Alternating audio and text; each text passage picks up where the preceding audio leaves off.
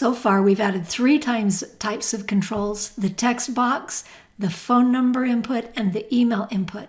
In this section, we're going to fill up these forms with more controls and widgets. We're going to start in this field set. So if we go to our code, there's the second field set right here. So we're going to work inside there. And we're going to continue to put it in a form row div so that that stays consistent. We keep everything organized the way we expect. And so we're going to have that open and the closing div for that. And then inside there, I'm going to put the control first. And actually, this is going to be a widget. But we're still going to use the input element. We'll give it a name equals visit date. And we'll give it an ID. And that'll be visit. And then the type for this one is going to be date. And this will provide us with a different sort of widget. So let's go ahead and save that and see what we get for that kind of input element. So there we go. So we get a date, and notice it has a spinner. This is a spinner that lets you move through dates. It also gives you a calendar event so that you can say, oh, which calendar do I want? You can scroll through and choose a year. And then within that year, you can choose a month and a day. And it'll put that date up there for you. So that's what the date does. Now let's give it a label. So inside that same div, let's add a label.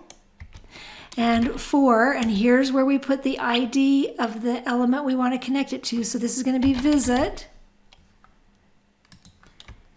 And that has opening and closing. And here we're going to put date of visit. Okay, and save that and go back and refresh. Now we have that label and the widget. Now, a couple of things that are interesting. There are a variety of date ones, and you can choose these with different types. Like there's one that just does time.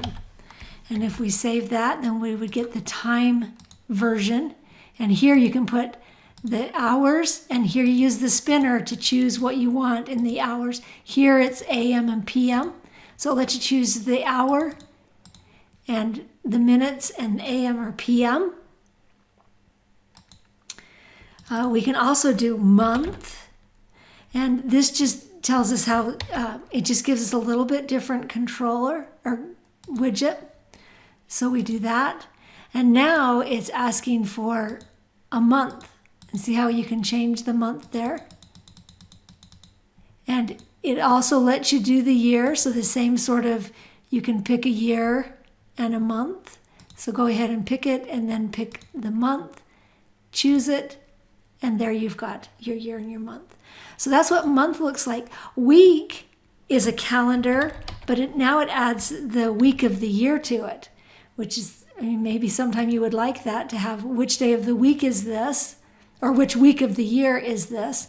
Again, you're going to scroll down. Now notice how we get to choose again a year, and then within that year we can choose a month, and then over here is the week, and that's the part of this one that is different. There's one that has the date and time, and that's the date time -local. And then that one lets you do the date and the time. So lots of different widgets that you can use with date and time. So there's your date and times, and here's the time, and you can use the same sort of drop down to choose what year and month and day you want. So, and then you can go ahead and use that spinner to pick the time on the others. So kind of a variety of widgets that you can use for date and time. Oh, I'm going to go ahead and put this back. What we really want here is just date. So go ahead, and after I've played with it, I'll set it back to date, and that's what we'll expect on this one.